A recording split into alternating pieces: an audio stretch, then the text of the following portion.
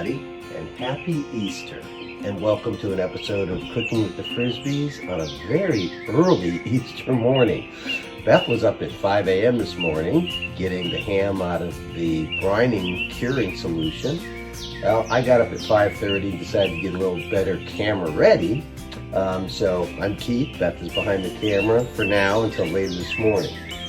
And we've got to get up early because it's going to be a long cook. We have a fresh ham that we've been curing now for about 5 days, and we're about to put it on the charcoal grill, which is supposed to be about an 11-hour process.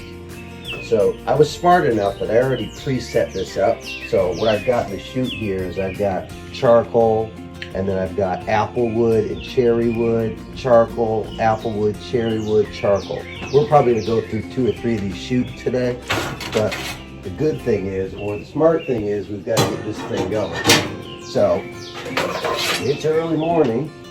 Got to pull those out. We've got to open up my chutes. Like I said, everything is all set up. And I got to feature something that Beth got me. This is a perpetual lighter. So it is rechargeable, and you never need another lighter. You turn it on, and you see that? Is that not the coolest thing? It's like, I'm going to give this to my daughters for like protection. Anyway, so I'm going to go in here, and I'm going to light this up. And you got to get this started. I can see.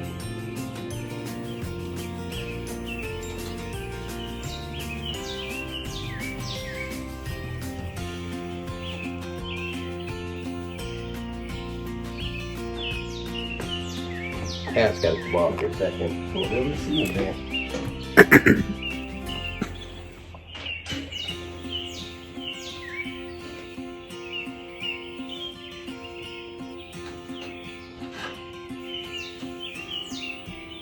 It is spring. You can hear all the birdies getting starting their day. All right. There we go. Now, because I had preset that up, it's obviously been sitting out here all day. So now we're going to get that going. We're going to bring it up to a temperature of 300 degrees, which is where we're going to start cooking this thing. I'm going to go inside, get the ham ready. We'll be back when we're ready to put it on early. Hey everybody, so we're back inside. I forgot my cup of coffee and I need it. It is 6:18. I know for some of you, Beth gets up at this time all the time. I just don't. There's nothing worth it. But especially on a Sunday. Anyway, we're back inside. We've got our ham.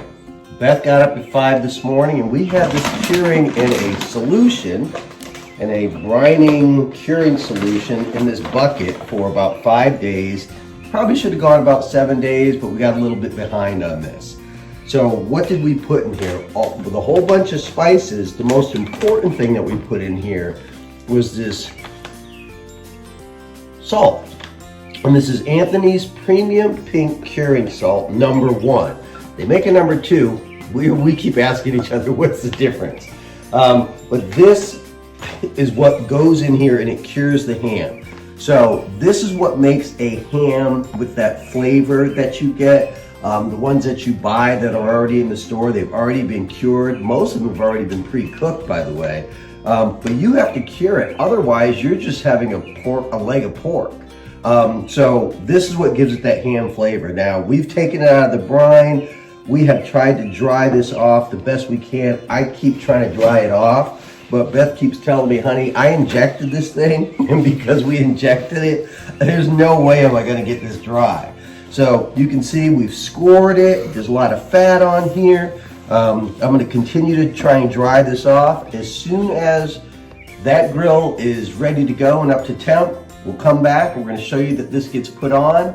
Like I said, it's going to be a long process, so just stick with us. This is the first time for us, so hopefully it's going to turn out good. So come on back. Hey everybody, it's time. I think the smoker's smoking, right? It doesn't help me that there's a fog bank out here this morning that's really making this air just stay right where it is. And I've got the fans on and everything, so this is ready to go on. I'm going to go ahead and set it right here. I've got a pan. We're taking the temp up to 300 right now. Got my pan that I'm going to put underneath here to kind of catch some of the juices. We're just gonna go ahead and set this right there. There we go. Something like that.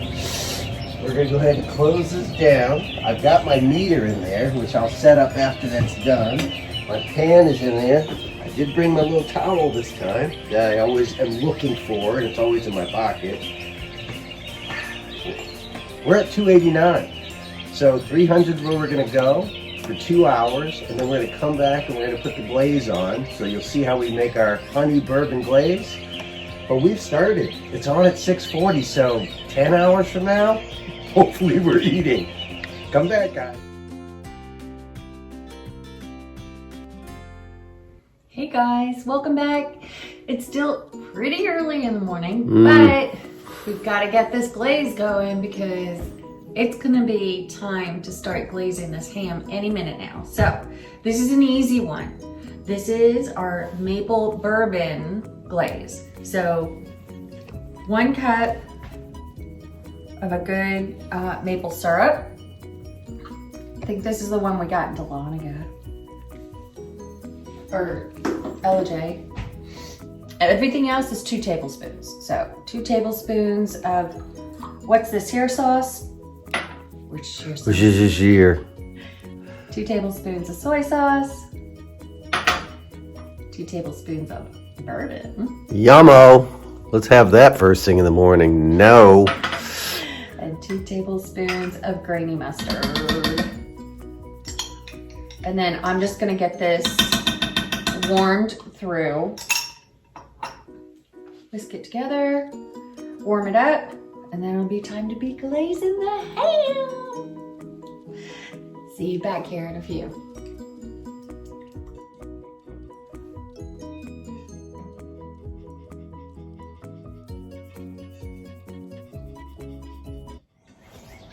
Hey everybody, it's been 2 hours and we are back. Now, I came out here earlier and checked it.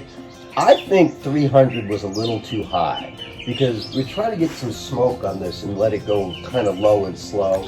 So I turned the temperature down to about 250, which now it's sitting about 241.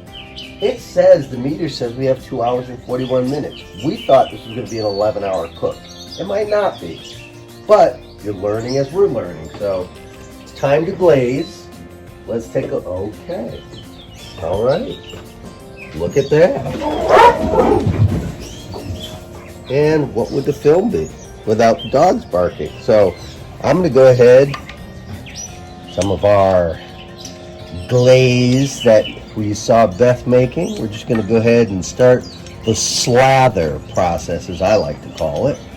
We need a mop. And we do. We need a mop, but we've got our little silicone thing right here that we're using. Just going to go ahead and slather. It smells divine. I can tell you that. It just smells absolutely delicious, but like I said, I want to slow this process down a little bit because we've learned that the slow method really just adds to the flavor of the meat. So, our glaze, I think that's good enough, hon? Looks good. That looks good to me. So, I'm going to set this here. Try not to make too much of a mess. We moved this underneath. We're not in our usual spot because we're supposed to get some rain and thunderstorms later this afternoon. I think this might be done before that time happens, but again, guys, we're learning, you're learning. I'm going to shut this up. I'm going to set another timer for about an hour, and we're going to be glazing this every hour, and we'll see what happens. So again, come back. Hey everybody, so we are in it. Let's see how many hours we're in now. We're into this 4 hours and 7 minutes. The temperature internally is at 122. The target's 145. It says we have an hour and 54 left. So what I'm about to do, put some more glaze on that I've been doing every hour, and I need to check this chute. I've obviously gotten to my second layer of wood chips in there because it's smoking like crazy. So here we go. Oh, that's lovely. If you can see through the smoke. That is lovely, isn't it? Again, we are here for the glazing. Maybe I should turn the fans on out here. So I'm continuing to just get this glaze on here. Let it caramelize. Ooh, don't touch the top of the grill though, because that's hot. Just, ooh, look at it. And it's getting a nice little crust on the outside. Guys, I'll tell you what, if this is cured properly, this is going to be one bodacious, delicious ham. And I posted a teaser on Facebook, and some of you guys were like, what, did you buy the whole pig? But I didn't. You see it starts to shrink down. So that's at 4 hours. Drip pans catching, not everything, but catching enough. Hour and 53 left. I got to check the chute here, but you got to be careful, I've learned, because it'll flame up on you. Yeah, you put some charcoal in there. The wood is on fire. And where's my charcoal? Way the heck over here. So I've got to add some more charcoal. Give me a second here. Put some more charcoal down the chute.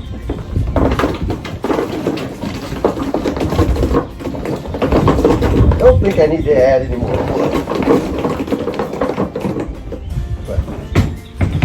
Because isn't there a point where you're going to Yeah, I'm probably going wrap? to cover it. I can't see that though because it's smoking so much, but I'm going to guess that I put enough in here for now. So we got good smoke because that second layer of wood caught, like I said. About an hour and 40 left in this. Guys, it's looking good. Rain hasn't moved in yet. It's still early, so stick with us, come back. This is the Frisby's Easter ham. Hey everybody, so now we are at the 6 hour mark. So I guess getting up early, I did have to get up early. At the 6 hour mark, we got 42 minutes left. Temperature is at 139. I had it at 250. I took it to 350 because we want the outside to get crispy. So now I want you to see what this looks like. Oh my goodness. You see how it's starting to sizzle in there now? The outside's starting to cook. It's a little hotter in there. I think that was the right move. I'm going to baste it every 10 minutes. And I think when we hit a temperature of 145, 146, I'm going to pull it. And I'm going to wrap it in some foil. And then just see what happens from there. I mean, we're following a couple of sets of directions that we've researched. And guess what it's come down to? It's come down to Keith and Beth figuring out from all our experience what we need to do with this piece of meat. So that's where we are. There's 40 minutes left in the cook. We'll be back when she comes off. Come back now. Hey everybody, how's it going? This is it. So we are about 7 hours in. The meat temperature is at 146. Done temperature is 145. We're gonna pull this off. And I'm going to wrap it in foil. Oops, hold on. Oops, okay. We're going to pull this off, and then we're going to wrap it in the foil that I have sitting there. So let's see what she's looking like. Oh, I threw a piece of meat on here. That has nothing to do with that. Isn't that beautiful? That looks amazing. Isn't that gorgeous? Oh, I love the sizzle. There's that sizzle. So let's grab this thing without making a mess. Transfer it over. Take these gloves off. That truly looks amazing. And I'm gonna go ahead and wrap this up. Are you gonna take the meter out? Yeah, I probably should take that out. It says it's resting. And I'll have to use my manual temperature gauge from this point forward, I think. Come on. There we go. Take the little meter out.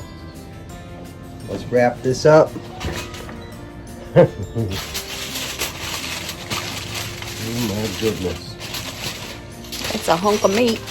This is a big old piece of meat. I grabbed a lot of foil, hoping that I could estimate this correctly, about exactly how much we needed. I wish I had that pretty colored foil, that the ones you buy already cooked, and they've got that red foil or something. Flip this over the top. Just a little piece. I need a little bit more. Just grab one more piece. Well, cooperate. All right.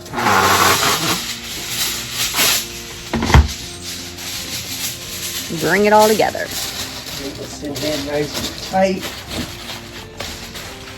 We're gonna let this sit and do its thing until we're ready for a little bit of tasting.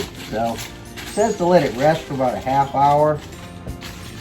Might give it about 45 minutes. And I'm not gonna be able to take it from that point forward. So it's gonna have to be unwrapped and we're gonna have to do a taste test. So we're off the grill. And then on to the next thing. We've got some sides we gotta make. You guys are gonna have to wait. The magic of television, you'll wait like 15 seconds and then we'll be back for the tasting. So thanks guys. We're gonna let you know how this comes out and we'll do the unveiling. Hey everybody, so this is it. It has been sitting on the counter now for, I don't know, probably about an hour. And I'm feeling this and it's still warm. I've been sitting here like sopping up the juices. So we're gonna kind of leave it in the foil, but we wanted to do a taste test before the family arrives and we undo this whole thing. So we want to kind of keep it warm. So I'm gonna try and peel back a little bit of this foil so that I don't mess things up too much and I can put it back. Oh my God, it smells wonderful. Man. Oh, I can't wait to taste it. Would you look at this? It's wow. pretty impressive. That is gorgeous. Let me get a piece of towel. Now, I sharpened my knife, so I'm going to try and slice from the inside here. I'm going to slice off this piece. Hey, I don't know, that's looking pretty cured. Ooh. All right, but that's the outside piece. So I'm going to slice another piece off. We'll cut it in half, and Beth and I are going to taste this. All right, leave the knife there. You got me? Okay, I'm going to hand this to Beth. It looks like ham. Looks like ham to me. Looks like ham. And hey! That's delicious. I'm licking the maple glaze off my fingers instead of eating. Wow. It's delicious. That is absolutely delicious. Ladies and gentlemen, let me spin this around so you get to kind of see. We were a little worried because it's a 15-pound ham. 12 pound, which meant it should have been cured for like 6-7 days. 7. Based on the poundage, 7. We did it for 5, like 5.5. But I have got to tell you, this is absolutely delicious. This is the Frisby Easter ham. I say that this was a success. Guys, follow it. We read a couple of instructions and then we acquiesced and did what we thought was best. And I think we did the right thing. It worked out great. So this worked out. It worked out beautifully. There's a piece sitting here.